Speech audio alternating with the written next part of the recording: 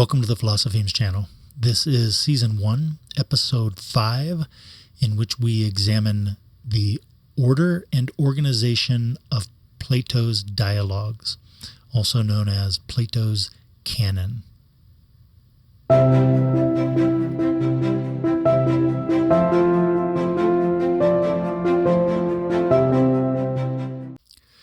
All right, so there is so much that we could say about Plato and the Platonic dialogues. Of course, we're just going to have to take this one step at a time, wade into all of this information. And this is the appropriate, it seems to me, starting point for beginning to discuss Plato and Plato's dialogues. So I really, when I was constructing this, I really had entertained the idea of including all sorts of extra information, but I cut all of that extra information out. It will appear later when we discuss specific dialogues of Plato. For now, the question of Plato's canon is actually a very important question, and so we're going to go ahead and take a look at that. So this is just an overview of this episode and what we're going to be looking at today. So the first question we should ask is, what is a canon? And the appropriate contrasts for this category or concept or idea of a canon is to contrast canon with organon and dialectic. Again, I'm not interested in using any words that are too complicated for us to understand. I'm only using these technical and you could say almost jargon type words. I'm only using them because I think they're actually really easy to understand, and once we understand them, then it makes everything move so much faster. So don't be intimidated by any of these terms. When we get to the definition of them, and on the very next slide, the definition you'll see is straightforward. It's very easy to understand these ideas. Okay. So what is a canon? And then we're going to look at the multiple ways to characterize Plato's canon. If we divide these different ways to characterize Plato's canon up, we can give each one of them a title. So there is the first chronological way to characterize Plato's canon. There's the second chronological way to characterize Plato's canon. There is the tetralogical way to characterize Plato's canon. And there is the soteriological way to characterize Plato's canon. Of course, what we're really doing now is a kind of criteriology, right? Okay, but let's look at each one of these ways to characterize Plato's canon, and then we'll actually look at the dialogues. The first way to characterize Plato's dialogues is to organize them in terms of the date when Plato wrote them. The second way to characterize Plato's dialogues is to organize them in terms of the dates of the characters involved in the dialogues. This will make a little bit more sense when we get there. So, and then the next one here is what's called the Tetralogical. The Tetralogical organization of Plato's dialogues. For simplicity's sake, there's a lot of things that could be said right now, but I don't want to go overboard with this right now. So let's just say that the tetralogical organization of Plato's dialogues is in terms of drama, in terms of the drama of the dialogue. Let's leave it at that for now. And then lastly, the soteriological or the Iamblican. This is attributed to Iamblichus, or Iamblichus, it's referred to as Iamblichus's division, and we can understand this as soteriological because it is divided and organized in terms of virtues. This will make more sense when we get there, but in terms of an overview, this is what today's episode is going to be about. And lastly, this question, can we say which is best? Ultimately, I don't know that we can say which is best. I would suggest that what is best is to understand that it is possible to divide Plato's canon in all of these ways. So first off, let's define the term canon. Canon can be understood as a standard So you could say, what is the standard way to understand Plato's dialogues? What is the standard way to understand the order and organization of Plato's dialogues? Canon can also be understood as a principle. So we could say, according to what principle are we ordering and dividing up Plato's dialogues? And then lastly here, we can contrast canon, and these are the terms that canon is often contrasted with. We can contrast canon with organon and dialectic. We'll get to this at the very bottom of the slide. But so for now, canon as a standard. Canon as a standard may be understood as an authoritative list of books.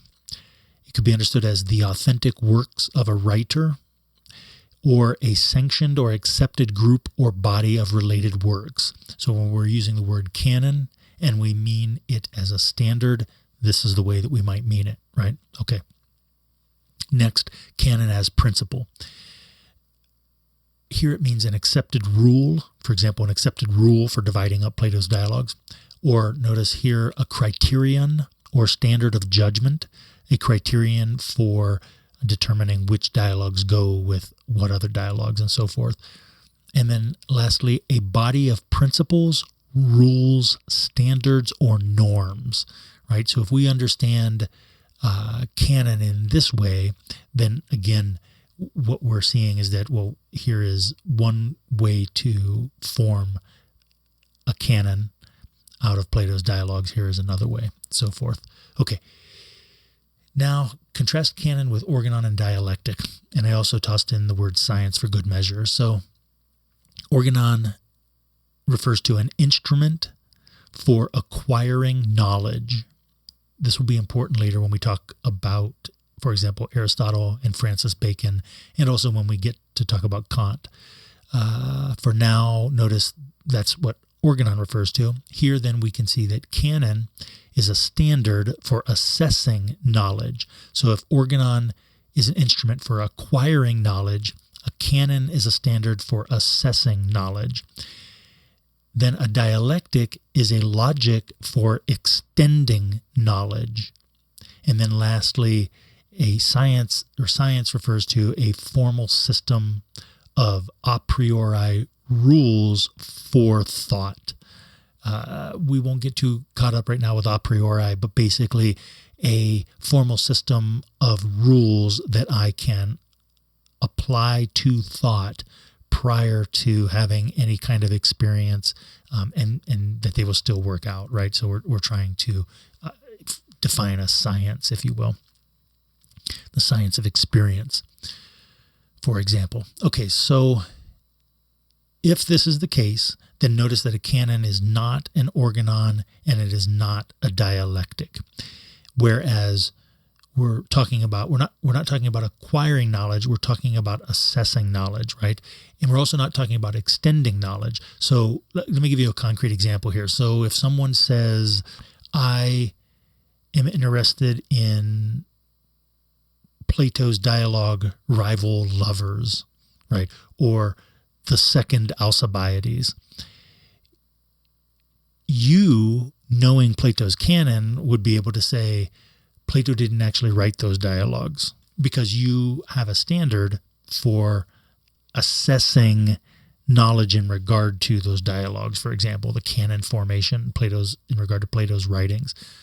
Another way to think about this is you could say, if someone asks a question about a specific dialogue or a question that takes place inside of one of the dialogues, you would be able to associate that dialogue with other dialogues based on your understanding of the standard for organizing and ordering Plato's dialogues. This you'll see as we go a little bit further and actually start looking at the different canons, how this makes sense. This is the first chronological canon, and this is based on when Plato wrote the dialogues. So what you can see here is if we take all of the dialogues that are potentially written by Plato, and we can divide up Plato's personal writing history. This is divided up into his first literary period, his second literary period, and his third literary period, or his last literary period. This is the standard way to divide this up. Now, then you can refer to early dialogues that were written early in his career. Often these have a similar characteristic in that Socrates is the main character of these dialogues. But for now, we're just talking about when they were written. So you've got the early dialogues, you have the middle dialogues, you have the later middle dialogues, and then you have the late dialogues. So, for example, the Euthyphro and the Crito and the Apology are different and have a different feel to them than, for example, the Parmenides or the Timaeus. So this can be accounted for by saying, well, when Plato wrote the Apology, the Crito, and the Euthyphro, he was a much younger person than he was when he wrote the Parmenides or the Timaeus. Now, also you can see here that there is a list of dialogues that are probably not by Plato or probably not written by Plato. Sometimes you'll hear these referred to as spurious. These are dialogues that some people have attributed to Plato, but at other times we say, well, the canon is such that we leave these out. We tend to think that maybe he didn't actually write these. I don't get, there's a lot of people who get very interested in the seventh letter out of Plato's letters. I tend to not spend a lot of time with the letters. I'm familiar with them, but it's not, the letters aren't really something that I have really been drawn to. I do like the seventh letter, but so anyway, the Chronological Canon number 1 refers to the time when Plato wrote the dialogues. Again, remember, this is a way of dividing up, a standard for dividing up and organizing and ordering Plato's dialogues, canon formation. All right, here is the Chronological Canon number 2, and this is the dialogues organized by the date of the characters in the dialogues. So just as a quick example here, then just the first and the last, right? So in the Parmenides, Socrates is young. Socrates is very young. And in the Phaedo, Socrates is executed, right? Socrates drinks the hemlock and dies. So if you think about it in terms of the characters, then there's a sense in which really we've got natural division of the dialogues with the Parmenides, and the Phaedo as bookends, right? The Parmenides first and the Phaedo last. Notice that this division, even though it's a chronological division, this division is, of course, quite different from the other chronological canon. So there's the Chronological Canon number 1, Chronological Canon number 2. Now we have the Tetralogical Canon. The person who is credited with the Tetralogical Canon, who identifying the Tetralogical Canon for us, is Thrasyllus of Alexandria, and he died in 36 AD. So he's also the one who is credited with affixing subtitles, or sometimes they're referred to as double titles, the double titles to Plato's dialogues. So just to name a couple, let's start here with the double titles. Okay, so just to name a couple of the double titles. So notice that the Phaedrus in the third tetralogy, the Phaedrus, the subtitle of the Phaedrus is On Love. In the first tetralogy, the Phaedo is referred to also as On the Soul. So perisukes. So it's important to notice that these dialogues do have what's referred to as double titles or subtitles. I appreciate this. The Republic, the subtitle or double title of the Republic is here. It's listed in the 8th tetralogy as On the Just. I have heard the second, the double title or the subtitle for the Republic also referred to as On Justice, but even a better one is On the Regimes or On Regimes. For those of us who are familiar with what's discussed in the Republic and what goes on in the Republic it makes sense, especially when we're thinking about the forms of government in Book 9 of the Republic. But for now, let's just see that, look, there are subtitles to these, or that we can affix subtitles to these following Thrasyllus. And sometimes that's quite helpful. It's quite helpful to remember, for example, what these dialogues are about. It's important to recognize, you get this with Nietzsche and Thus Spoke Zarathustra as well, but it's important to recognize that some of the characters are essentially villains, right? The sophists in Plato's dialogues are villains. So I see some people quoting the sophists from out of Plato's dialogues, but those quotes are actually ideas that are criticized by Plato, not endorsed by Plato. So these are also things to help us, right? This is about the Plato's canon, right? These are ideas to help us organize and order Plato's dialogues. All right, so now on to what does tetralogy mean? Okay, so tetralogy refers to ordering the dialogues in fours. I don't like the idea of trying to talk about the relation to the dramatists and the tetralogies of the dramatists. And the reason that I don't like that idea is because as soon as you start to compare Plato's tetralogies to the tetralogies of the dramatists, then you start trying to say things like this dialogue is supposed to be a comedy, or this dialogue is supposed to be a tragedy. And I don't want to affix those kinds of generalizations to Plato's dialogues, especially at this general level. So anyway, I don't want to go overboard with this idea of a tetralogy, but it is important to recognize a tetralogical organization of Plato's dialogues as a kind of canon, right? As a kind of standard. So this first one is the easiest one, and that should immediately come to mind for us, the first tetralogy. The Euthyphro, the Apology, the Crito, and the Phaedo.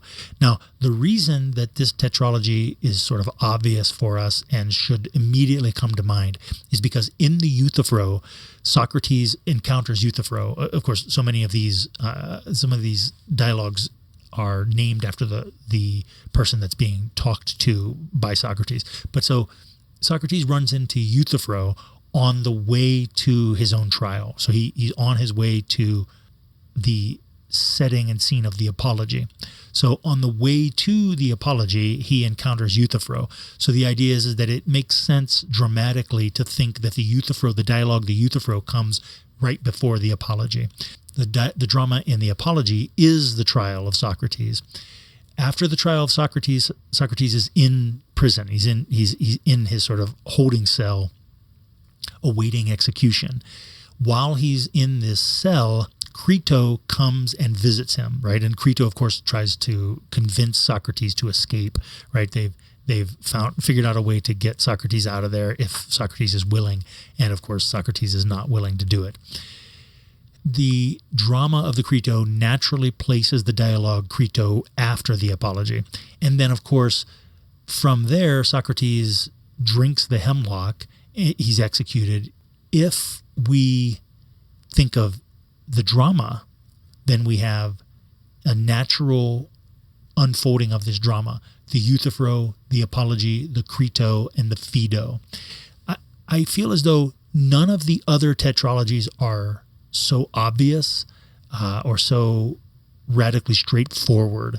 However, we can use this first tetralogy as a kind of model for understanding that, if we take the other dialogues, is it possible for us to look at the drama unfolding in these dialogues and then organize them into sets of four? Okay, so having said that, you can see what all of the other tetralogies are. Second tetralogy, Cratylus, Theaetetus, the Sophist, and the Statesman. The third tetralogy, the Parmenides, the Philebus, the Symposium, and the Phaedrus. The fourth tetralogy, Alcibiades I, Alcibiades II, Hipparchus.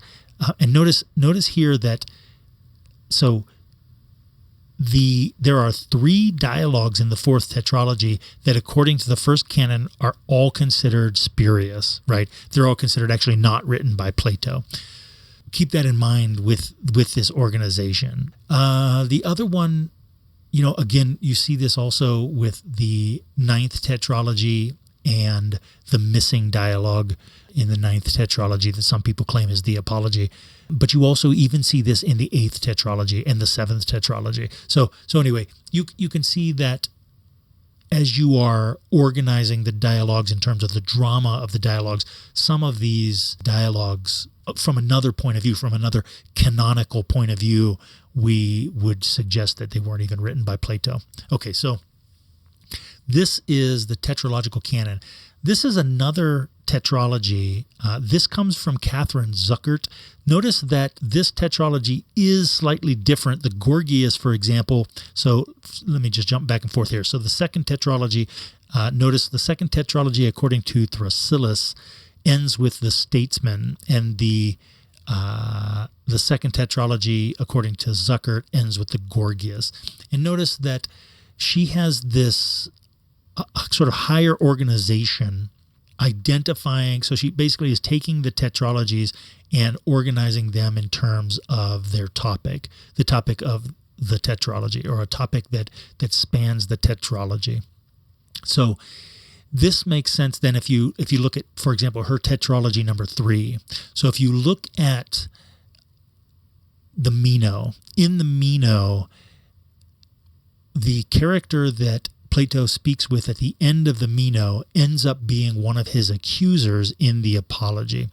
So there is some sense in which you could look at this, and even though notice the Phaedo is removed from Tetralogy 3 in comparison to Thrasyllus' Tetralogy 1, so we have removed the Phaedo and we added the Meno at the beginning of these dialogues. So you've got the Meno, then the Euthyphro, then the Apology, then the Crito. So notice that there are other ways, even though the Euthyphro, Apology, Crito, Phaedo dramatic flow is sort of obvious, there are other ways to justify, other criteria that you can use to justify the organization of certain tetralogies. So again, this is why ultimately I say, is any one of these canons best? I think it's best to sort of have a general understanding of each of the canons, each of the ways in which the canons are formed, so that then when you're talking about any dialogue, there's a sense in which you could kind of move in and out of the different standards. You could use the different standards as points of view for understanding whatever dialogue it is that you're talking about. Surprisingly, for those of you who have just recently watched the episode on the history of philosophy, notice that there's this same sort of fractal structure view of the dialogues in regard to canon formation, insofar as you make a historical selection, right? The historical selection is one of the dialogues of Plato. Once you've made this historical selection, then in terms of the logic of canon formation, you can begin to work with the historical selection. So then lastly here, let's take a look at the Soteriological Canon. I really like this. One, as you may have been able to guess by now. But so the Soteriological Canon then is divided into 2 cycles, and you take each of the dialogues and you associate them, recall we associate them with some kind of virtue. So what we see here is that the first Alcibiades, asking us to know thyself, the first Alcibiades is about the question, who are we? What does it mean to be? So if know thyself is sort of this idea for the first Alcibiades, we can say that as far as the first cycle of 10 dialogues goes, that this is introductory. So this is why Iamblichus and the Soteriological Canon begins with the first Alcibiades. Notice the second Alcibiades is not included in this list, in this canon. Okay, so next then we have the 2 ethical dialogues, the Gorgias and the Phaedo. If you recall from the second part of the first semester, those quotes that I examined in order to articulate Plato's answer to the question, what is philosophy? Both of those quotes, all 3 of those quotes, but those quotes came from the Gorgias and the Phaedo after we looked at the passages from the Apology. Notice that the Gorgias and the Phaedo are ethical dialogues, and recall that when we were talking about the history of philosophy, we suggested that the history of philosophy that Plato participated in, the ancient historical period, was characterized as ethics as first philosophy, or philosophy as a style of living. So here you can see that the answer to what is philosophy according to Plato, we looked at it coming from the Gorgias and the Phaedo, and notice that according to Iamblichus, we're looking at these ethical dialogues here. So I think that it all makes sense. It's actually very consistent and coherent. Okay, the next two dialogues are considered the logical dialogues, the Cratylus and the Theaetetus. The Cratylus is a lot of fun. There's some excellent stuff, especially right in the center of that dialogue. But so the Cratylus and the Theaetetus, this is no surprise in regard to the Theaetetus. The next two are thought of as the physical dialogues, the Sophist and the Statesman. I will have a couple comments to make at the very end about the Sophist. But so the Sophist and the Statesman. The next two, the Phaedrus and the Symposium. It's interesting to me that the Phaedrus and the Symposium are the dialogues that are about love. And here with the Neoplatonist Iamblichus, we see that these are theological dialogues. And then the Philebus is the dialogue that is understood as kind of culminating or rounding out then the first cycle of dialogues in Plato's Soteriological Canon. Then we see that the second cycle is composed of the Timaeus and the Parmenides. And these dialogues are understood, they're sometimes referred to as the perfect dialogues. And so there is some sense that the Sophist and the Statesman point then to the Timaeus, and that the Phaedrus and the Symposium point to the Parmenides. Now, I want to say this to you because this was a comment that motivated and inspired me whenever I was in graduate school studying philosophy.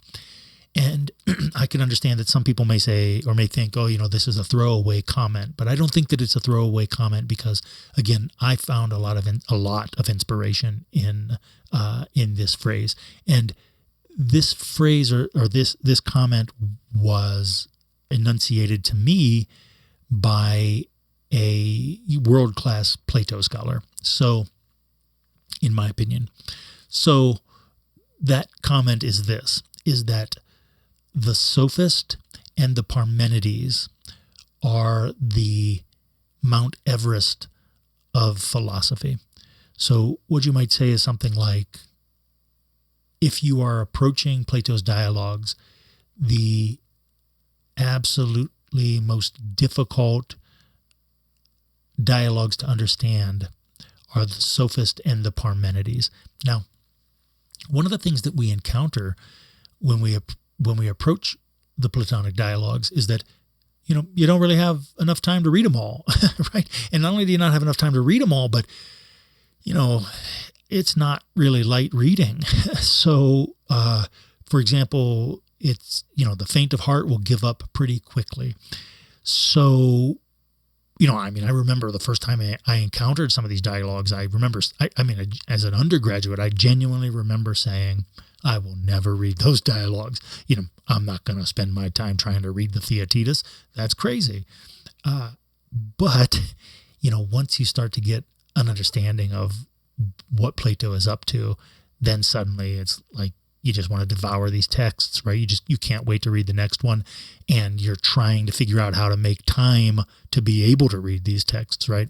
So, having said all of that, when I heard that Plato is divine. Plato is divine. And when I had heard that of all of Plato's writings, the Sophist and the Parmenides were the most difficult to understand, and when I had heard that quite possibly it's the case that the Sophist and the Parmenides are the most difficult texts to understand in the entire history of philosophy, and that's even in the context of Aristotle's metaphysics, that's even in the context of, some of these French philosophers like Derrida and Deleuze, right? In fact, some of the stuff that Derrida and Deleuze are writing about that people would say is so far out there can actually be understood as a commentary on the same topics that are found in the Sophist and the Parmenides. So to go back to this comment one last time, I just want to say that there's value in just going and opening up those texts, right? And seeing what those texts reflect back to you. See what you are carrying with you that you bring to those texts that are revealed by way of engaging those texts. And also not only that, but just slam yourself up against those texts and see if you're able to climb them, see what you're able to come up with. Right? So again, this is the Soteriological Canon. Of all the different ways to divide up Plato's dialogues, we have looked at 4 different approaches to or methods for canon formation. The chronological in terms of when Plato wrote the dialogues, the chronological in terms of the characters in the dialogues, the tetralogical in terms of the organization of the drama.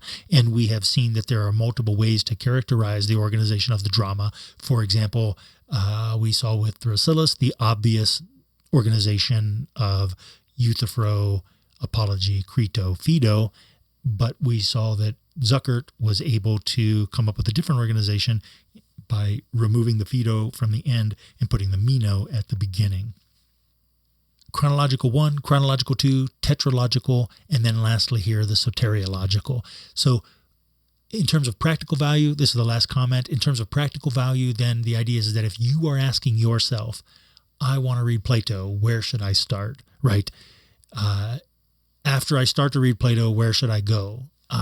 What we can see is that there are 4 standard answers to this. I think most people would say you just start with the Apology. That seems to be the academic answer. And that's just because the idea is that the Apology is probably the most straightforward. It's very easy to understand. And the expectation from the academy, I think, is that, the university, is that you're probably never going to read another Platonic dialogue anyway, right? And also it's the case that Hackett, what did they call it? It was like the five dialogues of Plato, and the Apology was always listed in there with the Euthyphro, the Crito, and the Phaedo, and often the Meno then as well. So from a university and buying a book standpoint, you probably are going to encounter the Apology first, and people then, they like Socrates, they like the things that are said in the Apology, like, for example, the unexamined life is not worth living. But I think that when we see these other standards for determining or forming Plato's canon, then you can see that there are other places to start. And if you're only going to, how to even say this kind of thing, but if you're only going to read one Platonic dialogue, which Platonic dialogue do I think you should read? I think you should read the Phaedo. It's very difficult for me to say that, but because I think you should read, a bunch of Plato's dialogues. But if you could only read one, I think you should read the Phaedo. Thank you so much. Please do like and subscribe and hit the bell for notification, and I'll see you in the next episode. Thank you so much.